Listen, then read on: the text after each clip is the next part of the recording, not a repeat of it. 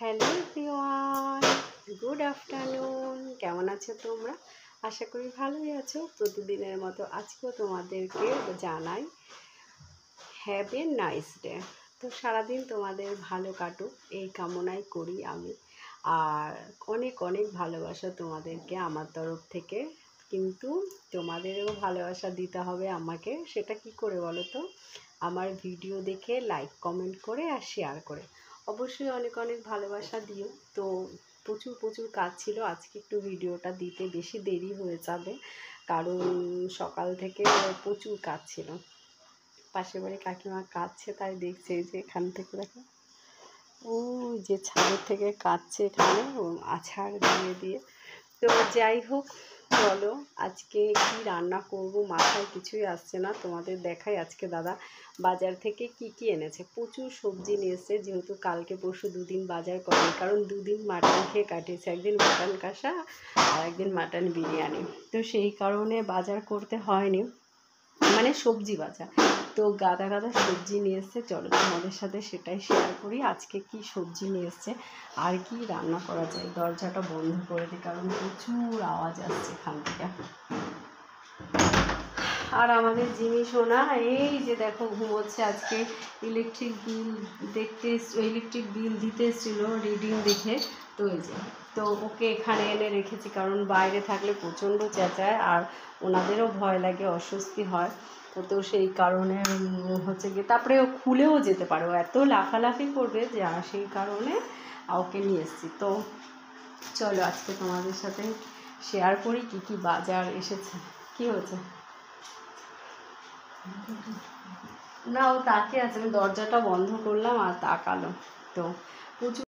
তো দেখো তোমাদের দেখাচ্ছি দাদা কত সবজি নিয়ে এসছে। কাছে নিয়ে চলে আয় ক্যামেরাটা।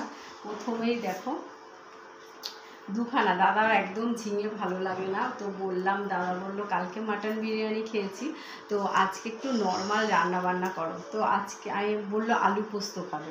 তো আমি বললাম তাহলে ঝিঙে নিয়ে এসো, কারণ আমি আর মেয়ে প্রচুর ঝিঙে খেতে ভালোবাসি। তো দুটো ঝিঙে নিয়ে এসে দেখো কি সুন্দর ঝিঙে দুটো, অ্যাটলিস্ট সোজা সোজা দুটো ঝিঙে পেয়েছে। তো তাই বলে দেখো সবজি বাজার করার নাকি সময় পাবে না। দাদা বলছে আজকে সবজি বাজার করার টাইম পাবো না। সবজি নিয়ে এসছে দেখো, আর এক গাদা সবজি ওখানে দেখো ওই যে বার করে রেখেছে, এগুলো ফ্রিজে ছিল। ঝাপসা ঝাপসা লাগছে। কুমড়ো নিয়ে এসেছে, তোমাদের দেখায়। এই যে পোস্ত নিয়ে এসেছে। পোস্তর যা দাম, এইটুকু পোস্ত মনে হয় 50 টাকার বেশি নিয়েছে আই থিঙ্ক, আমি বলছি। আর যখন আমার বিয়ে হয়েছে 18 বছরেই, তখন পোস্ত করতে করতে আমি পুরো ফেড আপ, আমার একদম ভালো লাগে না পোস্ত খেতে। আর দাদা আলু পোস্ত, ডাল আলু পোস্ত, ডাল আলু পোস্ত। আর তখন আর এখন হয়েছে এইটুকু পোস্তর দাম 50 টাকা, আর তখন মনে হয় 100 গ্রাম 50 টাকা হয়েছে। তো আমি জানি না, কিন্তু প্রচুর পোস্ত খেতাম। ফুলকপি, একটা ফুলকপির অর্ধেক রয়েছে, আর ফুলকপি। এটা রয়েছে পালং শাক। পালং শাক একদিনে কেউ এই শাক আনে, বললাম লাল শাক আনতে, তো পালং শাক। আর সব থেকে প্রিয় হচ্ছে আমার, ও মূলো শাক আর নেই, এইটা এনেছে মূলোর সাথে, এটা এনেছে। এই যে মূলো এনেছে দুটো, তার সাথে মূলো শাক। এটা আমার খুব ভালো লাগে, সেদিনকে তুই খেলি না, এটা মূলো শাক ছিল, ভালো ছিল না? মূলো শাক একটু পেঁয়াজ দিয়ে রসুন দিয়ে করতে হবে, মূলো শাকটা দারুণ লাগে। আর তারপরে রয়েছে ধনে পাতা, অল্প করে দেখাচ্ছি তোমাদের। তারপরে রয়েছে বরবটি, তারপরে অল্প দুটো বার করে দেখাচ্ছি পটল, তারপরে রয়েছে শিম, অল্প দুটো বার করলাম, বেগুন। মানে দেখো বাজার করেছে একদিনে, সারা রাজ্যের বাজার নিয়েছে। তারপরে লাস্টে আলু। এই হচ্ছে বাজার। তো পোস্ত, আলু পোস্ত করবো ভাবছি, আর তার সাথে হচ্ছে এই শাকটা করবো।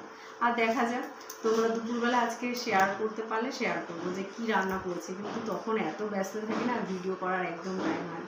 তা ভিডিওটা কেমন লাগলো অবশ্যই কমেন্ট করে জানিও, আর ভালো লাগলে অবশ্যই শেয়ার করো, লাইক করো, কমেন্ট করো। তো টাটা।